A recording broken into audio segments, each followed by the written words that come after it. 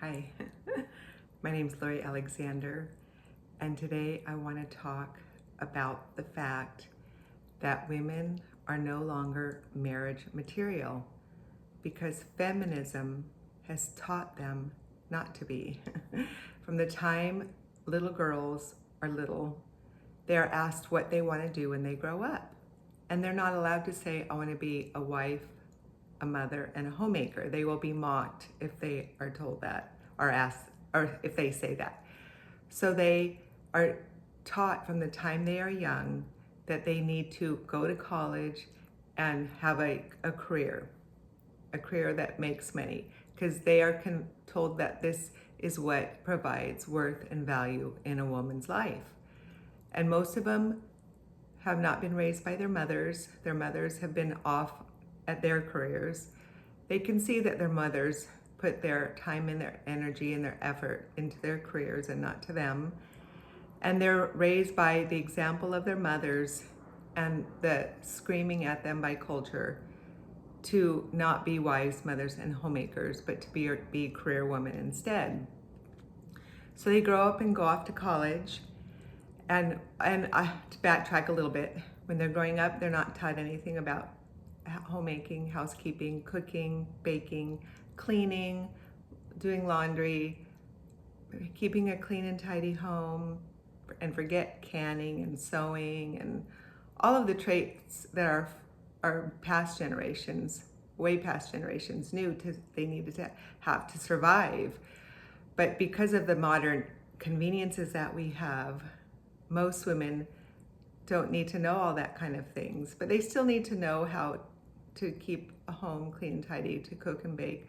But they actually cook and bake, they don't need to know anymore either. They can buy fast food, takeout food, processed cooked food in the grocery stores. So all the jobs that we're homemakers can be outsourced, and they haven't been taught them. They've been given little value. They have no value in our culture anymore.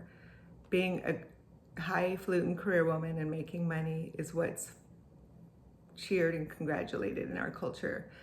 So then these little girls aren't taught anything about homemaking, being wives. They don't see examples of good marriages anywhere around them.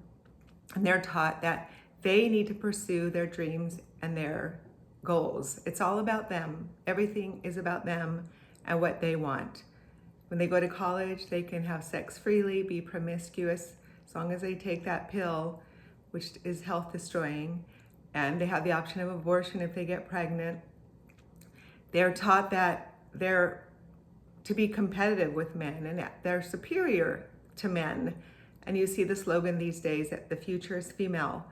So they taught that they're the be all and end all. They don't need a man. It's completely opposite of what God's will is for women. And it does not make them into marriage material at all. So they spend 4 or more years in college and universities. Then they go after their career every day. They make money and spend it on themselves, traveling and doing all they want to themselves, having the latest fashion and makeup and boob jobs and Botox and whatever, manicured nails and toes, and it's all about them and how they can spend money on themselves and do whatever they want. They're taught to be independent from men, strong, aggressive, competitive. If they're taught to be a gentle and quiet spirit, they mock it. Just look at the way women respond when they come to my site. It's so contrary to everything that they've ever been taught. And then women come to me and say, there are no men to marry. Well, guess what? There's few women that men want to marry. I remember one time my son was dating a young girl at first date. She came to our house and we were eating dinner, and she just made the statement, I just hate to cook. I never want to cook. My son was like, no, thank you, in his mind. He likes to eat. He wants a wife who loves homemaking, who loves to cook and clean and wants to have babies. Women are taught to not even want babies today.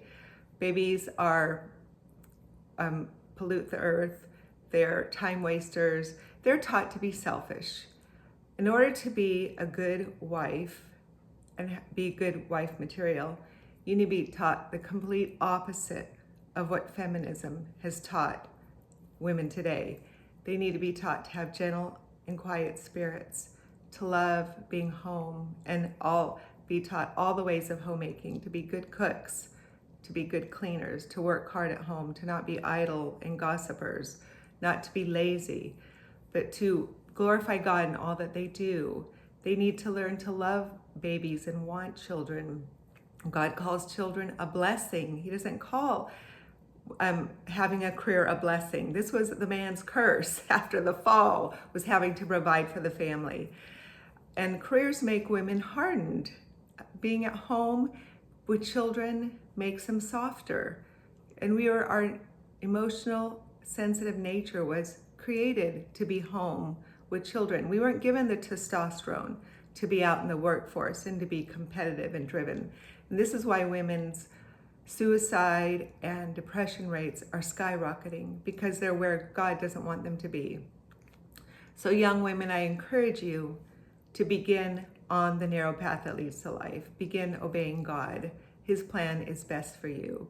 He wants you to marry, bear children, and guide the home.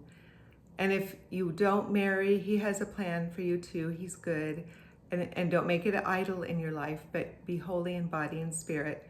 And find work to do that resembles homemaking and child caring and nurturing. Find something that is according to the way God created you to be, not aggressive and competitive and completely against womanhood. Learn to be feminine. As you learn to love being home, being a homemaker, loving children, being selfless, loving to serve, you won't have a good marriage if you go into marriage as a feminist, because it's going to be all about you and what your husband can do for you. I know, I was that way. You must learn that you go into marriage to serve and love your husband. You're his helpmeet. You go in to cook him the food that he likes. Keep the home clean and tidy and peaceful, in a place that he wants to come home. Smile at him often. Don't quarrel and argue with him.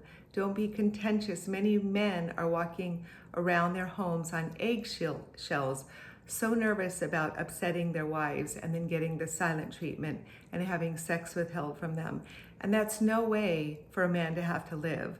We as godly women need to be the wives, mothers, and the homemakers that God has called us to be. Quit listening to the lies of culture and feminism. The future isn't female.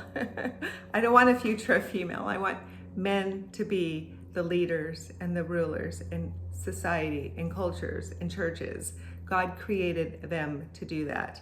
They're driven more by logic and reason than we are. We're driven more by emotions and feelings, which we do need to learn to take captive to the obedience of Christ and not allow them to control us.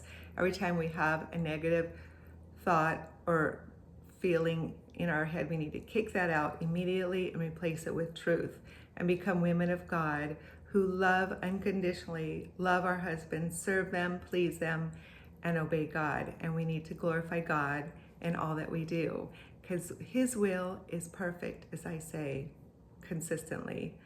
So anyway, become marriage material. There'll be men who want to marry you if you become marriage material, and your marriage will be wonderful. Your husband will be able to come home to a wife that loves him, children who love him, children who are well disciplined because you're home full time, raising your own children, teaching them, disciplining, nurturing, caring for them, protecting them from Sodom and Gomorrah that we live in. So anyway, women, focus on what God wants. Go on the narrow path that leads to life. It's the best path to be on. Bye-bye.